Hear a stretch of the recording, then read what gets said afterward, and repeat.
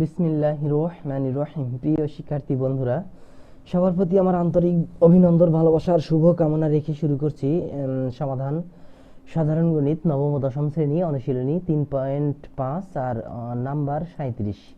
তো 37 নাম্বার প্রশ্ন আমরা একটু বোঝার চেষ্টা করি আগে। তো একটি মাঠে ধ্রুব হারে মানে সবসময় একই রকম হারে, অপরিবর্তনশীল হার, প্রতিদিন একই রকম ভাবে বাড়ে। এখানে একদিন কম বা বেশি এরকম ভাবে বাড়বে না, শুধুমাত্র একই হারে বাড়তে থাকবে প্রতিদিন ঘাস। তো একটি মাঠে ধ্রুব হারে ঘাস বৃদ্ধি পায়। 17টি গরু 30 দিনে সব ঘাস খেয়ে ফেলতে পারে।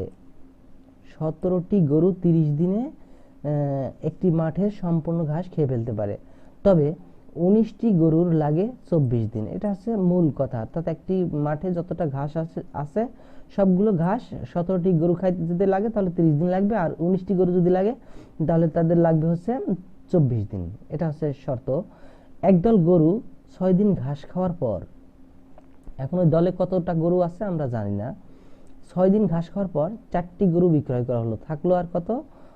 4টি গরু, তাও কতটা ছিল তাও জানি না। 4টি গরু বিক্রয় করলো, এখন কতটা থাকলো সেটাও জানি না, আমরা বের করার পরে বুঝতে পারবো। বিক্রয় করা হলে ঘাস খাওয়া শেষ করতে আরো 2 দিন লাগলো। তার মানে এখানে টোটাল ব্যয় হলো কয়দিন? প্রথমে 6 দিন সম্পূর্ণ দলের গরু খাইলো, তারপর 4টি গরু চলে গেলে তখন আরো 2 দিন লাগলো, টোটাল 8 দিন লেগে গেল আর কি লাস্ট শর্তে। এখানে শর্ত 3টা। একটা প্রথম শর্ত হচ্ছে 17টি গরুর লাগে 30 দিন ঘাস খাইতে, আর 19টি গরুর সময় লাগে হচ্ছে 24 দিন। আর শেষের শর্তে আছে পুরা একদল গরু ঘাস খাইতে শুরু করলো, 6 দিন খাইলো, তারপর 4টি গরু বাদ গেল, বিক্রয় করা হলো, তারপর আরো 2 দিন লাগলো বাকি অবশিষ্ট গরুর ঘাস খাইতে, ওই একই মাঠের ঘাস। তো সেক্ষেত্রে এখানে লাস্টের শর্তে 8 দিন টোটাল সময় ব্যয় হয়েছে, এখানে যে 8 দিন।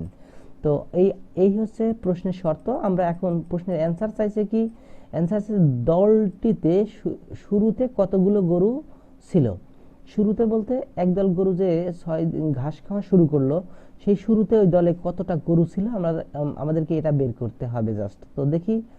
তো এখানে আমরা 37 নম্বর সমাধানে কি করছি, প্রথমে ধরছি কয়েকটা জিনিস ধরা লাগছে। এখানে মাঠের শুরুতে ঘাস ছিল কত? x ঘন মিটার। ঘাস বৃদ্ধির হার মানে প্রতিদিন ঘাস বৃদ্ধি পায় xy ঘন মিটার, আর প্রতিটি গরু প্রতিদিন ঘাস খায় z ঘন মিটার। আর দলে ওই যে 6 দিন যে একটা দল গরু ঘাস খাওয়া শুরু করলো, সেই দলে শুরুতে মোট গরু ছিল এটি। মানে আমরা ভিন্ন ভিন্ন 4টা বর্ণ ধরে নিলাম, 4টা অজানা জিনিস। ঘাস কত ছিল তাও জানতাম না, প্রতিদিন কতটা হারে বৃদ্ধি পায়, ধ্রুব হারে বৃদ্ধি পাওয়ার কথা বলছে সেটাও ধরলাম। আবার প্রতিটি গরু প্রতিদিন কতটুকু ঘাস খায় সেটাও আমরা জানি না, তাও ধরলাম জেড। শুরুতে দলে মোট গরু ছিল 4টা জিনিস ধরলাম। ধরার পরে আমাদেরকে এখানে 3টা শর্ত আছে প্রশ্নে 3টা শর্ত। তো 3টা শর্ত, এই একটা শর্ত এবং এই লাস্টে আরেকটা শর্ত। এই 3টা শর্ত থেকে আমাদেরকে 3টা সমীকরণ তৈরি করতে হবে। তো সেই 3টা সমীকরণ তৈরি করতে হবে কিভাবে? আমরা প্রথম সমীকরণটা তৈরি করি, তারপরে বিস্তারিত বোঝার চেষ্টা করব। তো প্রথম সমীকরণ, এখন আমরা শব্দটা লিখছি, এখন প্রথম শর্ত থেকে কি লিখছি? মাঠে একদিনে ঘাস বৃদ্ধি পায় y ঘন মিটার। আমরা কিন্তু ধরছি যে প্রতিদিন ঘাস বৃদ্ধি পায় y ঘন মিটার। এখানে এই যে y, প্রতিদিন ঘাস বৃদ্ধির হার বা প্রতিদিন ঘাস বৃদ্ধি পায় y ঘন মিটার, তো ধরছি। তো সেই ক্ষেত্রে আমরা লিখছি মাঠে একদিনে ঘাস বৃদ্ধি পায় y ঘন মিটার। তো প্রথম শর্তে মানে 17টি গরু 30 দিন ধরে ঘাস খায়। যখন 17টি গরু ঘাস খাওয়া শুরু করবে 30 দিন লাগবে, ওই 30 দিনও কিন্তু ঘাস বৃদ্ধি পাবে। সেই কারণে 30 দিন শেষে কতটা ঘাস হবে, তাহলে মাঠে 30 দিনে ঘাস বৃদ্ধি পাবে অবশ্যই বেশি, 30y ঘন মিটার। তো 30 দিন পরে মাঠে ঘাস হবে কত? আমরা ধরছি যে ওই মাঠের যে ঘাস কতটা ছিল, শুরুতে ঘাস ছিল কত সেটা আমরা ধরছি y ঘন মিটার। শুরুতে ওই মাঠে ঘাস ছিল x ঘন মিটার, আর 30 দিনে ঘাস বৃদ্ধি পেয়ে হয় হচ্ছে 30y ঘন মিটার। তাহলে 30 দিন পরে মাঠে ঘাস হবে কিন্তু x প্লাস 30y ঘন মিটার। 30 দিন শেষে ওই মাঠে ঘাস হবে টোটাল x প্লাস 30y ঘন মিটার। এটা হচ্ছে 30 দিন শেষে ওই মাঠের টোটাল ঘাস।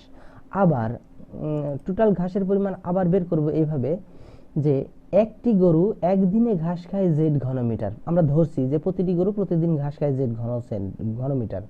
তো 17টি গরু কিন্তু 30 দিনে ঘাস খেয়ে শেষ করে, এটা প্রশ্নের প্রথম শর্তে বলছে। তো 17টি গরু একদিনে ঘাস খাবে, অবশ্যই বেশি ঘাস খাবে, বেশি হলে 17 গুণ হয়েছে। আবার 17টি গরু 30 দিনে ঘাস খাবে কত, 30 দিনে ঘাস খেয়ে শেষ করবে, 30 দিনে ঘাস খাবে কিন্তু আরো বেশি, সেই কারণে 30 গুণ হয়েছে। তো 30 গুণ হওয়ার পরে 17 এর সাথে 30 এর গুণ করলে 510 জেড ঘনমিটার।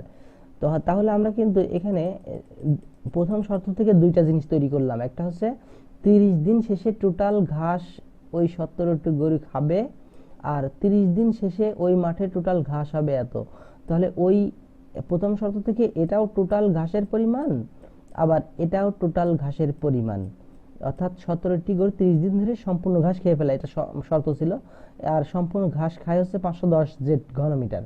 আর এখানে প্রথম শর্ত থেকে 30 দিনে ঘাস টোটাল ঘাস হয় হচ্ছে x + 30y ঘনমিটার। তাহলে দুইটাই কিন্তু ঘাসের পরিমাণ টোটাল। এই কারণে আমরা লিখছি প্রথম শর্ত মতে x + 30y = 510 জেড, 1 নম্বর সমীকরণ দিলাম।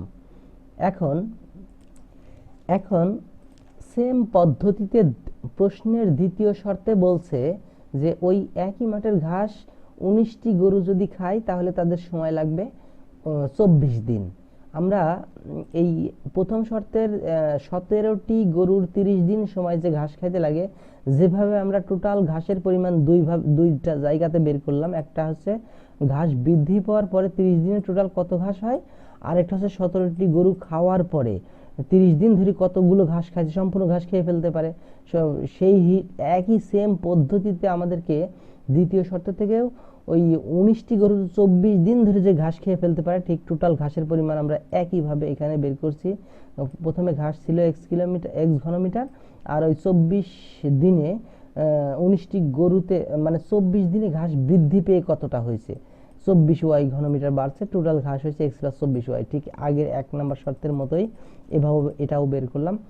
আর 19টি গরু 24 দিনে কতটা ঘাস খাইতে পারে আর খেয়ে শেষ করতে পারে। প্রশ্নে বলছে যে 19টি গরু যদি খাইতে লাগে তাহলে 24 দিন সময় লাগে। তাহলে 19টি গরুর কিন্তু টোটাল এত ঘনমিটার ঘাস খায়, তাহলে এটাও টোটাল ঘাসের পরিমাণ, এটাও টোটাল ঘাসের পরিমাণ, ওই একই জমির ঘাস।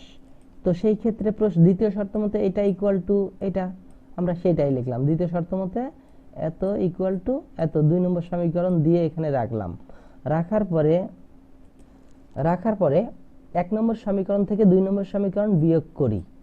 তো 1 নম্বর সমীকরণ এখানে তুললাম, 2 নম্বর সমীকরণ এখানে তুললাম, তোলার পরে এই দুইটা বিয়োগ করলাম। বিয়োগ করলে কি হয়, বিয়োগ করলে আমরা একটা y এর মান, এখানে y এর মান পাই।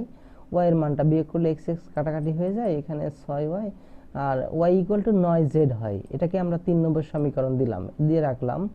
তারপরে 3 নম্বর সমীকরণ দিয়ে y এর মানটা আবার কত, 1 নম্বর বা 2 নম্বর যে কোনো একটাতে বসাইলে হবে। y এর মানটা আমরা 1 নম্বর সমীকরণে বসাইছি। 1 নম্বর সমীকরণ ঠিক যে এইটাতে আমরা y এর জায়গাতে y এর মানটাই যে 9z পাইছি, এই 9zটা শুধুমাত্র বসানো হয়েছে এখানে। বসানোর পরে এই 9zটা বসানোর পরে আমরা এখানে x = 240z এটা পাইলাম x এর মান। তো আগেরটার ক্ষেত্রে আমরা পাইছি হচ্ছে y = 9z, অর্থাৎ এই যে এখানে y = 9z, এটা 3 নম্বর সমীকরণ। আর এই পরেরটার ক্ষেত্রে y এর মানটা আমরা y এর মানটা কততে বসাইছি, 1 নম্বরে বসাইছি, এখানে এই যে 9z বসাইছি, বসে x = 240z পাইছি। এটাকে 4 নম্বর সমীকরণ দিয়ে রাখলাম। এইবার আমরা তৃতীয় শর্তের কাছে যাব। এই দুইটা বের করার পরে 4টা সমীকরণ তৈরি করার পরে তৃতীয় শর্তের কাছে যাব। তৃতীয় শর্তে বলছে যে একদল গরু ঘাস খাইতে শুরু করলো, 6 দিনে ঘাস খাইলো, তারপর 4টি গরু বিক্রয় করে দেওয়া হলো, আর অবশিষ্ট গরুর আরো 2 দিন লাগলো ওই মাঠের ঘাস খাইতে। তো সেই আমরা 1 নম্বর শর্ত এবং 2 নম্বর শর্তে যেভাবে আমরা টোটাল ঘাসের পরিমাণ বের করছি, তৃতীয় শর্ত থেকেও একইভাবে আমরা ওই ঘাসের পরিমাণটাই বের করব, টোটাল ঘাস দুইভাবে। কোন ভাবে, মানে ঘাস বৃদ্ধি পেয়ে 8 দিনে কতটা হয়েছে আর টোটালি খাইছে কত দিনে, আর সেটা বের করব। তো তো এখন প্রথমে মাঠে একদিনে ঘাস বৃদ্ধি পায় ওয়াই ঘনমিটার 8 দিনে। তো 8 দিনে ঘাস খায় 8 ওয়াই ঘনমিটার। 8 দিন পরে মাঠে ঘাস হবে, আগে শুরুতেই মাঠে ঘাস ছিল এক্স ঘনমিটার, আর 8 দিনে বৃদ্ধি পেয়ে হয়েছে 8 ওয়াই। তাহলে এক্স প্লাস 8 ওয়াই হচ্ছে টোটাল ঘাসের পরিমাণ বৃদ্ধি পাওয়ার পরে ওই মাঠে। এখন আবার ফের দ্বিতীয়ত আমরা হচ্ছে একটি গরু একদিনে ঘাস খায় জেড ঘনমিটার, অতএব টোটাল গরুর সংখ্যা ধরছি, শুরুতে ওই দলে গরুর সংখ্যা ছিল এ, আমরা কিন্তু প্রশ্নে ধরছি, প্রথমেই ধরে নিছি, 4টা অপশনে ধরে নিছি। তো এটি গরু অর্থাৎ এ সংখ্যক গরু 6 দিন ঘাস খাইছে। প্রথমে 6 দিন ঘাস খাইলে কতটা ঘাস খাইবে? 6az ঘনমিটার ঘাস খাইবে। আর তারপরে এখান থেকে পরবর্তীতে আবার 4টি গরু বিক্রয় করা হয়েছে। মোট গরু ছিল হচ্ছে এ সংখ্যক, তার মধ্যে থেকে 4টি গরু যদি বিয়োগ করা হয় তাহলে এ মাইনাস 4টি গরুই থাকে, এ মাইনাস 4টি গরু থাকে। তো এ মাইনাস 4 সংখ্যক গরু কয় দিনে ঘাস খেয়ে শেষ করে? 2 দিনে। প্রশ্নের শেষের শর্তে এটা বলছে যে 2 দিনে ঘাস খেয়ে শেষ করে। তাহলে এ মাইনাস 4 সংখ্যক গরু 2 দিনে ঘাস খাবে কতটা?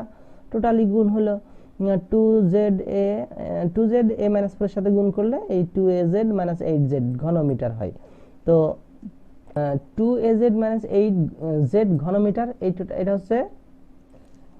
এটা হচ্ছে 4টি গরু বিক্রয় করার পরে যে অবশিষ্ট গরুর সংখ্যা থাকে সেই সংখ্যাটা 2 দিনে ঘাস খাইছে। এটা 2 দিনে ঘাস খেয়ে ওই মাঠের ঘাস শেষ করছে। তার আগে 6 দিন ধরে খাইছে টোটাল সম্পূর্ণ দলের যতগুলো গরু ছিল সব গরু এই 6az ঘনমিটার ঘাস খাইছে। তাহলে টোটাল ঘাস হচ্ছে এই 6az প্লাস এটা টোটাল ঘাস। সেই ক্ষেত্রে আমরা এই টোটাল ঘাস এই দুটা সমান সমান চিহ্নের ডান পাশে যোগে লিখছি। আর এখানে টোটাল ঘাসের আরেকটা পরিমাণ বের করছে, এই যে এখানে এটা হচ্ছে টোটাল ঘাস। তাহলে x plus 8y equal to x plus 8y equal to 6, এই দুইটা পরিমাণ অর্থাৎ এইটা পরিমাণ এবং এইটা পরিমাণ যোগ করলে টোটাল ঘাস খাওয়ার পরিমাণ হয়। অর্থাৎ ওই একদল গরু ঘাস খাইতে শুরু করলো, তারপর 6 দিন খাইলো, তারপর 4টি গরু বিক্রয় করলে যে আরো 2 দিন ধরে মানে মাঠের ঘাসগুলো শেষ হয়ে যায় আর কি।